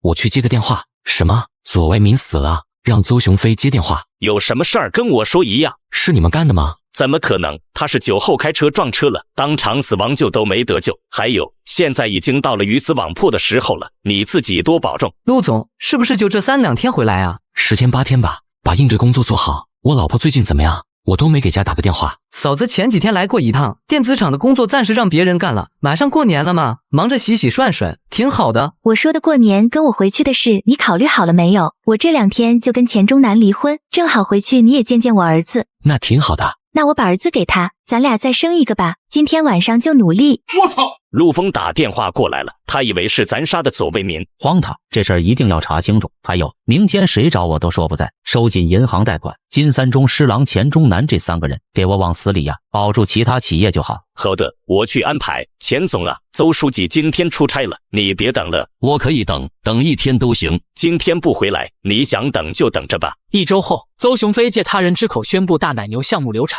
年后还钱，同时银行下达贷款催收单，企业主们崩溃，纷纷找陆丰讨说法。这些都跟你没关系啊，他们应该去找邹雄飞，你跟他们说，你不过是邹雄飞的枪罢了。你觉得现在说那些还有用吗？不想破产都给我把嘴闭上！你们这些人，有的以前跟金三爷混，有的跟施总、钱总混，出这么大事情，他们管过你们吗？没有，他们只顾着自己的厂子，甚至想把你们一口吞下。你们想一下，左为民怎么就死了呢？这要巧合的吗？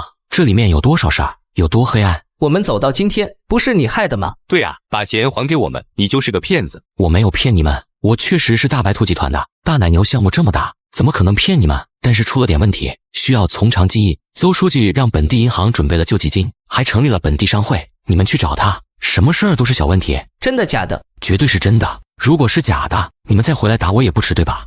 众人被陆丰给劝了回去，白元芳却再一次对他起了疑心。你是邹雄飞的人吧？我怀疑你工作就是分配到白元市的。怎么可能？他要的是白元市市场自由竞争，打破垄断。我一个普通人怎么做得到？你别跟我说这些听不懂的。简单说，就是他不想让金三爷和施总他们联手抬价，这种行为叫垄断，是犯法的。他想杜绝这种现象。犯法就抓啊！全抓了，厂子破产了怎么办？多少人得失业？国家正在鼓励私营经济，这样搞对上对下都交代不了呀。你怎么知道的这么多？你大学学的什么专业？市场营销、经济、心理学，还有一些编程、电商、网店运营之类的吧。我那时候给人做网店装修还赚了不少钱呢。网店？卖渔网的网店。下午，众人从邹雄飞处拿到贷款，加入商会，对他感激涕零。第2天，钱钟南摆桌请客，叫陆丰前去。别去了，万一出事不好。有些事儿终究要了结，况且你也该有自己的归宿了。你说什么？没什么，该下去了。各位来这么早，本来想早来迎接，倒让我尴尬了。我们厂子快停工了，闲着也是闲着，想问问你是哪路神仙？你到底是邹雄飞安排的，还是跟钱总老婆有一腿？各位都是大佬，气势够足，但我也没那么容易慌，没必要这么和我说话。陆丰，我就想问问你，以你的学历，邹雄飞给了你什么好处，让你这么卖命？邹雄飞顶多给你个职位，上班能赚几个钱，不如跟我们干吧，我们能给你的更多。什么意思啊？我们想让你当污点证人，跟我们去中院起诉，让银行返还抵押股权。只要我们厂子正常运作起来，每个人能给你5万，怎么样？比你打工强多了吧？这点钱怕是满足不了我的胃口，我还是想等你们股权被银行拍卖时出手收购。我们厂子随便一个都值100万以上，你吃得下吗？是啊，几百万呢，你拿得出来吗？想提价就直说，在这里装什么装？那我要是拿出来了呢？你拿出来，我头朝下走出去。请金老爷子到里走出去，大家鼓掌。服务员，先生需要什么？你去查一下这张卡。好的。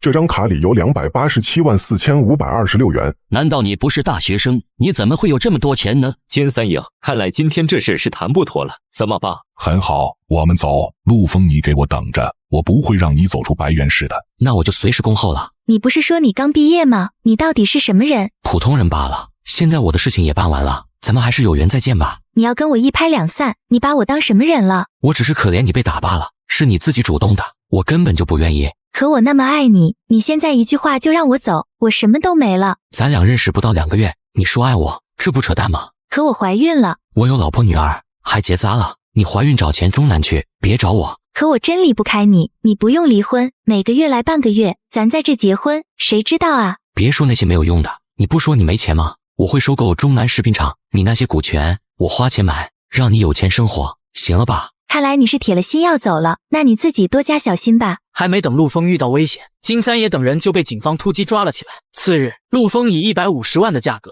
拍到了钱钟南工厂的股份。我想来给您打工，从管理到流水线我都懂。我可以给你机会，但我们工厂的管理模式不一样，每月考核，你不达标就得走人。行，没问题。下午，陆枫办完收购前中南长子的手续后，给白元芳打去了电话。喂，哪位啊？陆枫，我拿到了中南长子的股权了，你那些股权什么价格出？1块钱也行，100万也行。咱能正经点谈是吗？我跟他离婚了，我那些股权市场价值100多万，你给我90万，陪我到腊月23就行。你把我当什么人了？鸭子吗？陆枫懒得搭理这个无理取闹的女人，挂断电话就开车回了家。谁啊？陆老板，我要调走了，后天晚上有个饭局，不少大企业的人想叫你一起。您要调走？恭喜高升，我一定去。谁啊？黄总叫我去饭局。明天晚上的饭局？对，你也打扮下，带上多多，我们一块去，完了去你家。但我不会应付这些场面，我怕给你丢人。谁生下来就会，不去适应永远不会。走，我带你和多多去买衣服，打扮好一点，咱们晚上一起去。你好，梦岭公馆，我叫何许公。陆枫，这是我老婆。我们邀请你吧。黄总叫我来的。那我得跟黄总确认，这里都是重要人物，你们先回车里等。开个小场子就想蹭饭局，暴发户不让进是吧？走，我们回家去，别冻坏了。陆老板，怎么刚来就要走啊？和老板身边的狗不让进门。他就是个前客，咱本地人还用看他脸色，惹急了明天给他这个违建玩意拆了，不生气，给哥哥面子，这是弟妹吧？真漂亮，孩子跟你一模一样。还是黄总说话好听啊，不像某些人。走，找那不开眼的算账去，连陆老板都不认识，他可不知道你陆总今年下半年就要在商界叱咤风云了。黄总边说边带陆枫往里走，刚到门口就撞见了主办方何去公。黄总，恭喜高升啊！以后想见您怕是得去市政大楼了。我叫朋友来捧场，你倒好，把人家一家老小堵在门外挨冻。实在不好意思，陆老板，我眼拙没认出来，给您赔罪。何总，今天这些人来不是给你面子，是给其他人面子，你也就是个拉线的。是，都是我的错，我一会儿自罚3杯，您请进。进了会场，陆枫让江小燕带多多先去吃点东西，自己跟黄总聊了起来。停，这是陆枫，佳美食品的老板。没想到传说中的陆老板这么年轻，我还以为是个老头子呢。婷姑娘看着才是又年轻又有灵气。两人聊得正投机，突然有人来报信，江小燕出事了。去你妈的！你敢打我？我师父可是气功大师，你惹得起吗？爸爸，他抓妈妈的手。哪个手抓的？老子今天非剁了他！100万买你一只手，够不够？谁要剁我徒弟的手？你徒弟调戏我老婆，还敢叫人？既然你找死，就别怪我不客气。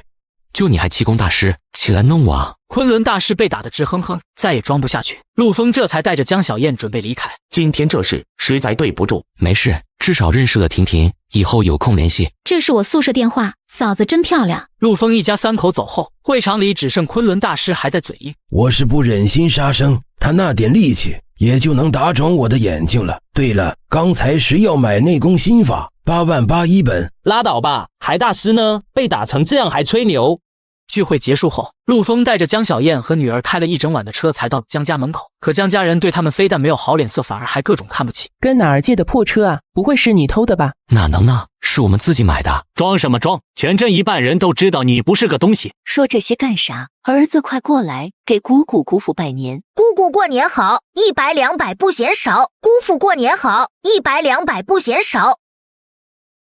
你们先聊，我去接个电话。不想给压岁钱就直说嘛，装什么接电话？怕不是自己定的闹钟，装大款呢这是。陆枫没有理会众人的嘲讽，走到外面接起了李秘书的电话。可等他回来的时候，却看到女儿在院子里哭。爸爸，我就说我的衣服是你花200块买的，他就拿血打我。谁让你吹牛不打草稿，还200块？谁家衣服要花200块？你也不出去打听打听。不管怎么说，她也是你妹妹，你怎么能欺负妹妹呢？凶什么凶？你孩子吹牛还不让人说了？当家的，快出来看看呀！你儿子要被人欺负了。陆枫，你想死是不是？敢欺负我儿子？别吵了，快进屋。在江小燕的不断劝说下，陆枫不得不压下了火气，去县里找李秘书赴宴。可等他结束应酬回到家后，却被江小燕大哥拦在了门外。爷，抛落户回来了，走开！快带着你女儿滚！小燕不可能再跟你。这话轮得到你说吗？你让小燕出来跟我说，只要她说一句离婚，我绝不纠缠。你自己过的什么日子？你自己不知道吗？还好意思拖累小燕？实话跟你说吧，城里的谢恒谢老板看上小燕了，他要去做有钱人的太太了。识相的话你就快点滚，别在这里碍事。你们把小燕当菜卖啊！让开！谁敢在我未来老丈人家闹事，信不信我找人把你腿打断？不知道谢总打算花多少钱买我的腿？陆总，怎么是您？哎呀，误会，真是大水冲了龙王庙，对不住了，是我有眼不识泰山，都是我的错。你可是城里的大老板，你怎么会有错呢？陆总，我真不是故意的，今天这事儿是我莽撞了，我实在不知道这是您家，对不起，我这就滚。姐妹夫，你认错人了吧？他就是个窝囊废，怎么可能是什么总的？他之前都是靠我妹妹打零工养活的。你知道个屁！要死你自己去死，别拉上我，滚开！谢恒一把推开江富桥，一溜烟跑了。江家众人这才不可置信地看向陆枫，眼中满是惊讶之色。女婿啊，我就知道你有出息，快，咱们进屋说，屋里暖和。妹夫啊，你看看你哥不知轻重的，我替他给你道歉，你就当这事儿没发生吧。这样过完年让你大哥去你厂子里帮你，就算给你赔罪了，你每月给他1800就行。滚！陆枫没有理会江家人的巴结讨好，带着妻女回到了自己家。我哥他们就这样，你别生气了。我倒是无所谓，主要看不惯他们那么对你，要不是你拦着，我多少让他付出点代价。那我哥工作的事儿，我倒不是想让你帮他，主要他天天待在家里，对我爸妈来说也是一种负担。他不行，他什么都做不了。如果想上班的话，不如你来，我可以给你安排工作。那还是算了，我有些害怕给你添麻烦。那早点睡吧，工作的事儿到时候再说。转眼便是初六，工厂马上要开工了。陆枫给大头一众人分别打了电话，叮嘱他们厂子重启要把各项工作做好。明天厂子就要开工，过完正月15你得给我带着人过来，知道吗？倒是有几个以前就认识，都是老手，人家关系网都很大的，钱这方面比较贵。放心，价格不是问题，关键是他们得符合我的要求。几个人还是团队？我认识3个，他们3个还能带3个人来，6个人。至于人家背后是团队还是个人关系，就不清楚了。可以，那就6个。我觉得咱产品该更新了。去年年底您不是拍板了个小罐头吗？我觉得非常好。我觉得吧，咱定个3年计划。陆枫把电话放在一旁，根本没听。他有自己的计划，可又不敢跟高志伟说，生怕这位经理撂蹶子。半个小时后，高志伟说的嗓子冒烟，陆枫才拿起电话。说得好，到时候开会再说，你先忙，记得把人带来。挂了电话，起身去了工厂。另一边，娃哈哈办公室内却是一片沉重。这个佳美食品厂什么来头？就是小企业而已，上面也说了，预估价值1000万到2000万，而且就2个厂子，加起来不到2000人。可我怎么听说去年6月份的时候，佳美食品的老板还饿得吃不上饭呢？8月份赚了20多万，就立刻建了工厂，10月末就把本地最大的食品厂击垮了，年末的时候还收购了白原市的原材料加工厂。速度这么快，是哪位领导的家属啊？如果是领导的家属，我还会这么重视吗？他没有任何背景，这人很疯，做事稳准狠。我可以肯定，咱已经被盯上了，今年绝对难过。罐头厂那边尽快收购，价格定了没？要价8000万，要再谈一谈吗？不谈了，8000万就8000万，加快生产。去年定下的目标是满足南方市场，现在必须改变了，不仅要满足南方市场，还要北上。宗总这边刚定下了8000万的生意，消息就传到了高志伟耳中。高志伟自然不敢耽误，立刻打电话和陆枫报备了这事儿。原本就有预感今年上半年会格外惨烈，本来还想着再建几个工厂呢，现在看来对方完全不给机会啊！你抓紧时间回来吧，我也得尽快对内部进行整改了。挂断电话，陆枫将大头叫了进来。峰哥，你找我，厂子里一直在传峰哥要让我走人，该不会是真的吧？大头，咱俩也认识几年了吧？当初兄弟们几个好像也就咱俩还熟悉，都不联系了。周建国他们还是那样，过年叫我喝酒我没去，还说让我走个后门，厂子里有什么事儿他俩可以干。今年这个情况有些难，我就直说了，财务接下来要并入其他厂子，不仅是算账，还有监督，你得把经理这个位置让出来。可以，我现在也看不懂账本了。咱们厂里的李主管是国企的老财务了，还干了好多年，是比我懂得多，我没意见的。兄弟不是赶你走，你对我的支持和帮助，我一直都记在心上。况且你还是股东，每年分红都不会少的。我是想让你去学学会计什么的，进修一下，你觉得怎么样？我肯定好好学。大头离开后，陆枫想起了好久没联系过的黄总，立刻将人约到了天悦大酒店。现在不能叫黄总了，应该叫黄市长了。什么市长啊？都还没定呢。两人好一番寒暄，聊着聊着，陆枫又将话题转到了生意上面。对了，您之前说的那个罐头厂并购的事，我还在琢磨呢，不知道任千博的厂子有没有戏？他那厂子被法院查封了，估计要内部消化，这里面水深得很，你就别惦记了。倒是你那个小罐头，我听着有点意思，打算怎么推？我想走高端路线，专门做儿童市场。现在娃哈哈那边动作不小，我得加快脚步。娃哈哈，宗庆后那老小子眼光毒得很，你跟他硬碰硬得有真东西。你的罐头配方过关了吗？差不多了，试吃反馈挺好，就等心流水线到位。对了，您调去长三角，那边招商引资政策是不是更松？我要是去建个罐头厂，能拿到地和贷款不？你呀，真是无利不起早。只要你能带动就业，免税、低息贷款都好说。不过你记住，做食品的安全第一，尤其是给孩子吃的罐头，可不能出岔子。这点我懂，我还想着等罐头做起来，再拓展其他品类，冰棍、雪糕啥的，夏天应该好卖。路子是对的，但别贪多。你现在跟鸡钱、跟娃哈哈比不了，得一步一步来。两人就着酒意聊了很多，从罐头的配方到市场竞争，从政策红利到长远规划，一直到晚上9点多才散场。次日一早，陆峰想到高志伟今天会回来，特地去了车站接人。陆总，你亲自来接啊？我给你介绍一下，这位是郑财远，谈过很多项目，以前给国企当过谈判顾问，在土地兼并、公司合并上很厉害。这位是李鹤龙，常年在全国接各种谈判，尤其是企业对地方政府的特别拿手。你们好，我是佳美食品的老板陆峰。这位是张凤霞，主要负责河南和河北2个地方，别人介绍的，说是在这2个地方关系不一般。用不着那么神神秘秘，我有亲戚在这2地，也不是专业做商业谈判的。不过陆老板做的是大生意，我们下了飞机没人接就算了，还要自己坐火车来，你是不是太小气了？实在不好意思，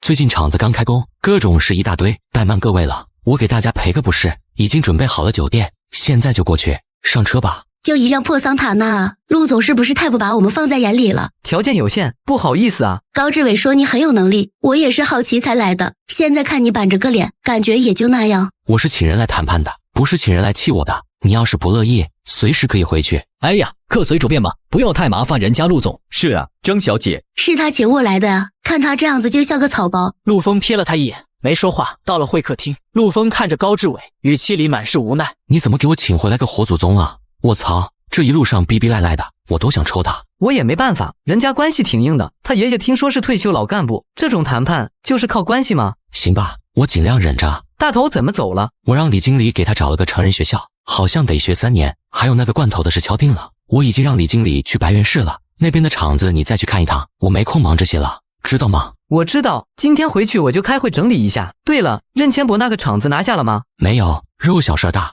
不值当的产品包装设计、定位、营销这一块交给我，其他的你看着办。一会儿把他们叫过来开个会，最近就开始忙活吧。这么快？兵贵神速嘛，我休息一会儿。一路上叽叽喳喳吵得我头疼。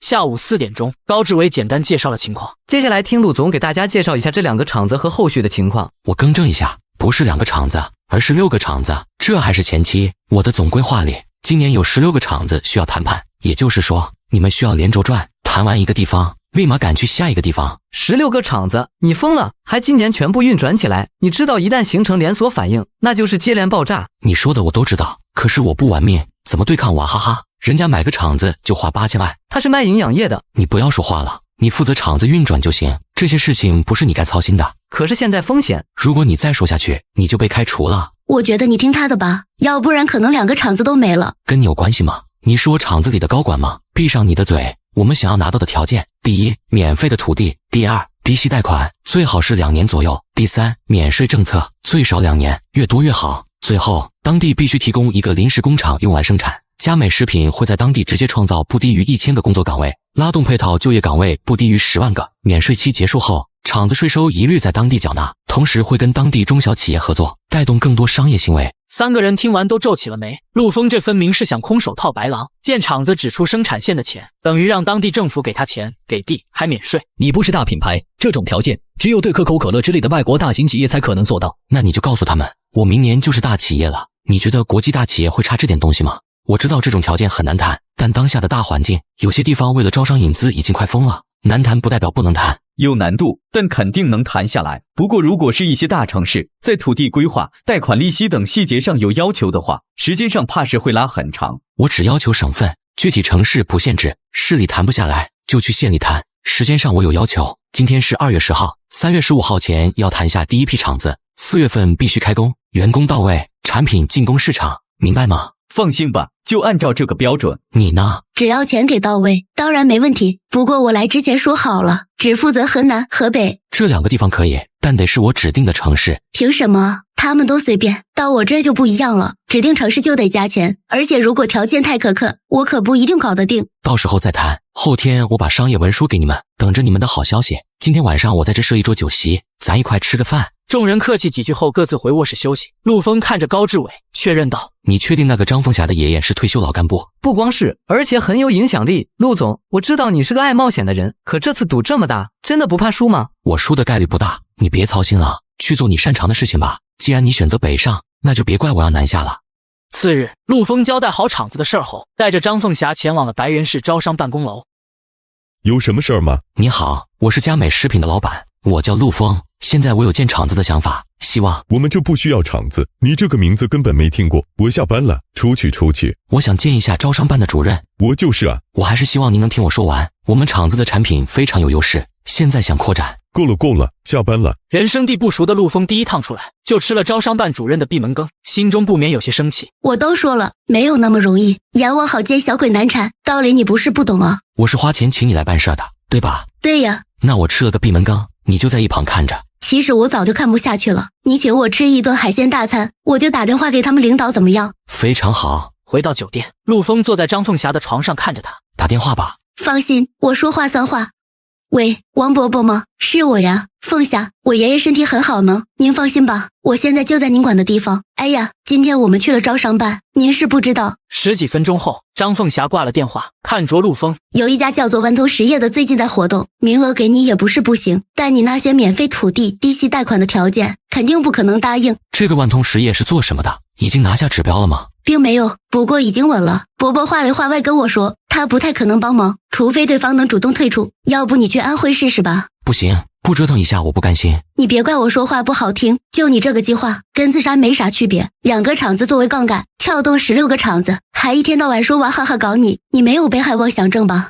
你不懂商业。我给你透露个小秘密，我本科是哈佛商学院，学的是企业管理，研究生在耶鲁，今年刚回国准备自己创业，明白吗？陆总，我觉得你挺疯的，可能是因为无知所以无畏吧。你看你那张脸，耷拉成啥了？不是骂你，就是觉得人家这个家具厂不干，当地政府也不敢把指标给你，风险太大了。你就这么确定吗？只要是有脑子的决策者，肯定不会给你的。我可以帮你找关系，不信的话，咱走着瞧。我学了这么多年的商业，还不比你强？那就走着瞧。回到房间后，陆枫在脑海里搜寻了一下，后世没听说过这家家具企业，估计也是历史中的沧海一粟。就是不知道这家企业是哪儿的，遇见我也算是倒霉了，弄不死你，我就活不成。第二天，早餐厅内，陆枫坐在了张凤霞对面。我想知道那家企业的办事处在哪儿，具体的一些内部资料。大哥，咱别折腾了，你换个地方不就行了？我就觉得吧，你听高总一句劝，稳步扩大生产，一步步来，你做个10几年时间，也肯定是地区知名品牌，对吧？人得有梦想，不能一辈子只做个食品牌子吧？比尔盖茨你知道吗？大哥不简单啊，居然知道比尔盖茨，你也有个首富梦。人没有梦想跟咸鱼没什么区别，你是收钱的，按照我说的做就是了。我要亲眼看着一个人是如何为了他的梦想走入歧途的，一会儿打电话帮你问问。下午2点，一个档案袋放在了陆枫面前，里面的资料非常齐全。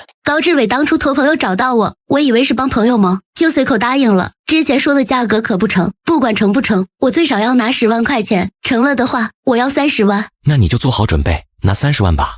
资料上面显示，本地有一家天成家具厂，原先是个大厂子。万通实业的建厂对天成家具厂造成了很大的冲击。本着敌人的敌人就是朋友的原则，陆枫带着张凤霞再次来到了天成家具厂。你们是干啥的？来找老板的，有个上亿的买卖想和他谈，奈何没有人牵线搭桥，我也只能自己跑来问一下。什么买卖能上亿啊？这么说吧，这厂子快不行了，如果没有我，最多1年时间就得倒闭。你倒是说说这个厂子要怎么倒闭？我知道你们厂主要生产中低档的家具，今年开始万通实业就要入驻，人家场地是免费，还有贷款，还免税，这么大的市场，完全可以先借着银行的钱玩低价策略，把你的终端市场击垮，剩下不就是人家的吗？你贵姓啊？姓侯。不过你说的这种情况很难发生，我们有属于自己的市场，想要一次性冲垮我们很难。我知道，但是你想过没有，对方一旦做大，说话是不是有分量了？如果是我就给市场监管局提交一份报告，制定行业标准，不管是板材、复合胶、油漆颗粒释放物。郝总脸色已经开始发白，思考一番后，最终将陆枫带到了办公室，开门见山地说出了自己掌握的资料。万通实业是做中高档家具的，还做不少海外建材生意。他们的老板最近应该会就建厂一事展开谈判，并且成立办事处。至于这个项目的牵头人叫刘振南，听说这一单抽头高达160万。我就是想知道，这家企业占地这么大，免税多长时间啊？未来投资带动就业，环境污染，未来几年追加投资多少？如果对方这里面的一些数据有问题，我可以试着搞个大新闻。是这样，万通实业大部分资产都是挂靠在一家叫做天海贸易的名下，两家公司互相投资，拉高估值。实际上这家公司并没有多少资产，他们通过泡沫资产让外界感觉他们很庞大，接着到处圈地。据说现在已经在国际上开始寻求借壳上市了。这不就是到处骗吗？你遇见对手了，李鬼遇见李鬼了。这帮人的手法还是比较高明的，最主要的是人家靠山比较大，而且确实能够变现。这家天海贸易在纽交所又套了一层壳子，这一层层的乌龟壳子你敲不破的。那咱也不能等死啊！陆总有什么想法直说。简单，抖出去，不管他有多大的背景，有多少弯弯绕，全给他抖出去，让全国人看一看，光明照耀下，什么牛鬼蛇神都得避让。那就陆总多操心，有什么需要我的，能办的肯定给办了。回家的路上，张凤霞还是心有余悸。陆总，这事儿要不放弃吧？不要说你，就是我都没招了，牵扯太大，已经不是当地的事儿了。去万通实业办事处。你要干啥？直接去警告他们，尽快滚蛋，要不然别怪我不客气。